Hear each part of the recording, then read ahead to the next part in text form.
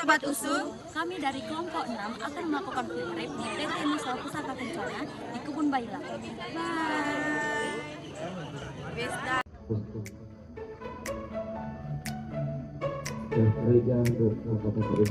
Ketika semuanya dari Universitas Sumatera Utara, saya ditugaskan oleh dekan dengan surat tugas yang jelas sehingga kita dapat membawa mahasiswa kemari. Kami mendapatkan klip salam dari pimpinan langsung Profesor Dr. Kavi. Maunya ya, ini bukan setiap hari dipanen, tapi ada waktunya. Ya, jadi yang pertama, kalau kita untuk semester 1, artinya semester 1 itu Januari sampai dengan Juni, itu pusingan panen kita 9 hari.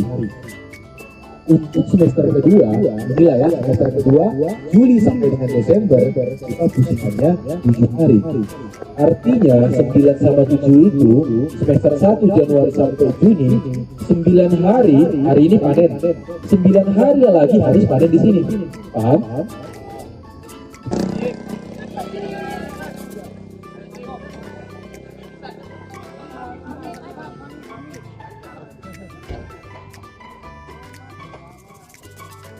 Mulai? Udah. Selamat pagi, perkenalkan saya Insinyur Sherlock, adalah bidang perkebunan kelapa sawit yang dari Fakultas Pertanian USU, yaitu program studi agroteknologi. Di sini kita sekarang sedang berada di Kebun Bailang, PT Nusa Pusaka Kencana, yaitu anak perusahaan dari PT Asian Agri. Nah, kita di sini memang sedang belajar bagaimana mahasiswa ini learning to plantation. Jadi practical to plantation ini sangat penting, ya. Karena apa? Karena outcome based education itu menjadi basis daripada pendidikan anak-anak mahasiswa di Universitas Sumatera Utara, khususnya Fakultas Pertanian, program studi agroteknologi. Banyak yang kita pelajari dari Kebun Bailang ini karena memang anak-anak harus melihat dan mengkonfirmasi langsung bahwa OB itu bagaimana dan kemudian terapannya di mana, dan ini adalah konfirmasi dari sains atau pengetahuan yang mereka dapat dari kampus. Jadi saya sebagai koordinator dan penanggung jawab di bidang perkebunan dengan kepakaran kelapa sawit, maka anak-anak ini sangat beruntung. Asian Agri dengan Kebun Bailang kira-kira 2,5 jam dari Kota Medan, kita datang rame-rame. Nah, ini adalah cara panen, ya, cara panen, bagaimana kriteria matang panen, bagaimana angka kerapatan panen. Nah, kita lihat di sini, ini adalah brondol. Ini adalah yang paling bagus, ya, menjadi matang fisiologis. Jadi untuk kriteria matang panen, 10 brondolan yang jatuh pada sawit di daerah piringan itu artinya dia sudah mencapai kriteria matang panen yang baik, ya, itu yang matang fisiologis. Nah, ini adalah tempat pemungutan hasil yang nantinya diambil oleh transportasi mereka dengan truk. Nah, ada lagi hal yang perlu kita ceritakan, bagaimana mereka memupuk. Nah, di sini kita tidak melihat ada piringan, ya, karena ini sudah tanaman 17 tahun, tahun tanam 2007. Kalau kita lihat dari proyeksi daun yang di atas, kita bisa lihat, ambil tegak lurusnya, maka kelapa sawit ini sudah di daerah sini, ya, ujung-ujung bulu akarnya. Maka di sini kita melihat kebun di sini memupuk ini sudah di daerah Gawangan Mati. Ini adalah daerah Gawangan Mati. Jadi kalau kita ambil tegak lurus, dari sini Kebun Gawangan Mati ini adalah tempat memupuk mereka. Coba dari sini, coba lihat ini, dari lurus ini Kebun Gawangan Mati, ya. Jadi pelepah-pelepah yang dipanen diletakkan di sini, dan kita ambil tegak lurus dari pelepah ini, maka tidak lagi di piringan itu bulu-bulu akarnya, sudah melebar tegak lurus dari pelepah ini, sehingga dipupuk di daerah ini. Nah, kalau kita bongkar pelepah-pelepah yang di gawangan mati ini, kalau kita bongkar maka kita melihat sangat banyak bulu-bulu akar, dan disitulah mereka memupuk. Ya, jadi pemupukan kalau udah usia 17 tahun, di 15 ke 25 tahun mereka sudah memupuknya di sini, di daerah gawangan ini. Nah, lalu kemudian di sini kita lihat adalah lubang. Mengapa ini ada lubang? Lubang ini adalah untuk sterilisasi bekas serangan Ganoderma. Ya. Nah, kalau kita lihat dia kedalamannya ini bisa 1 meter sampai 2 meter dengan lebar 2 kali 2. Dan dia ini disterilisasi supaya dia tidak memberikan efek daripada serangan Ganoderma. 17 tahun, di 15 ke 25 tahun mereka sudah memupuknya di sini, di daerah gawangan ini. Nah, lalu kemudian di sini kita lihat adalah lubang. Mengapa ini ada lubang? Lubang ini adalah untuk sterilisasi bekas serangan Ganoderma. Ya.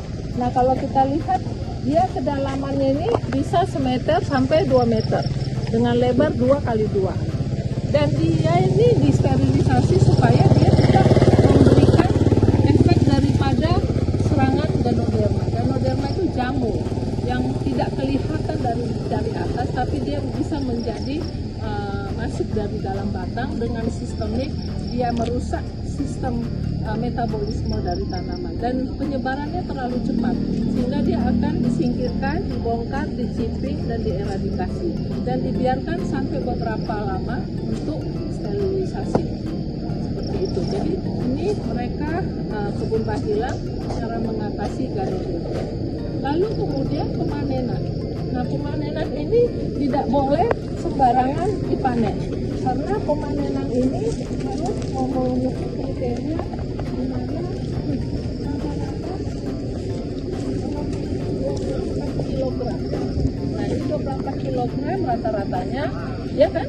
24 sampai 26 kilogram. Rata-rata 1 hektar itu mereka bisa memberikan 35 ton per hektar per 1 tahun. Kebun bahilang ini adalah kebun yang paling subur, ya kan? Kebun yang paling subur karena dia memang iklim mikronya juga sangat baik. Kalau tanaman-tanaman ini kenapa diberikan segitiga seperti ini dan nantinya ini dinomorin, ya, supaya tahu siapa pemanennya dan dari kebun mana ada kodenya. Ada kodenya. Ini nanti dikumpulkan di sini, lalu dibawa dengan transport, lalu ditimbang lagi. Kalau dia ditimbang, umpamanya 6 ton, itu ada beberapa kriteria. Kalau dia 6 ton, bisa saja dia beberapa dari TBS ini. Ya, jadi ada 35 TBS, itu bisa berapa deh itu tadi ya? 6 ton itu dibagi 26 kilogram berarti ada. Jadi rumus-rumus itu harus dikuasai, yaitu bagaimana angka kerapatan panen, bagaimana kriteria matang panen, bagaimana berat janjang BCR-nya, berat janjang rata-rata dikali 13% apa tadi? Kriteria matang panen ya. Lalu berapa semuanya kita harus mengetahui sebelum panen berapa angka kerapatan panen untuk menentukan berapa tenaga kerja, ya, itu berapa tenaga kerja dan berapa yang harus dipanen. Nah, sekian dulu saya sampaikan, ya. Ini 14 hektar. Ya, jadi kita tadi saya sampaikan ada berapa hektar untuk kain?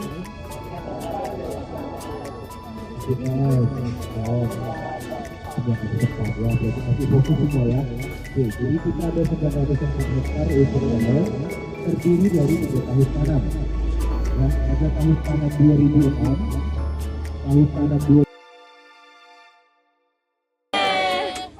Udahlah, goblok dong goblok. Tuntas lah. Itulah.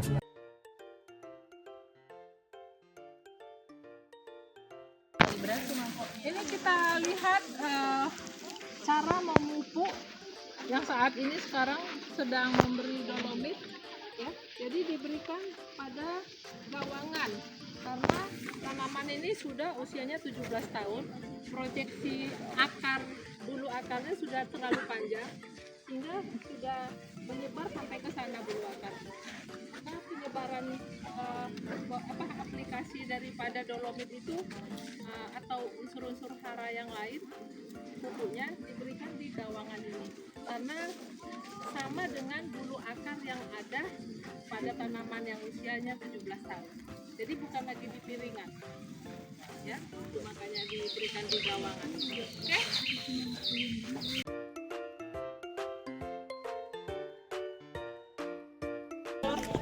Dan kalium karena sifat daripada pupuk itu antagonis, ya. Nah, jadi memang di sini rekomendasi pemupukan sekali setahun diperbaharui. Oke, sekian kami dari Charlotte, Universitas Sumatera Utara, Fakultas Pertanian melaporkan.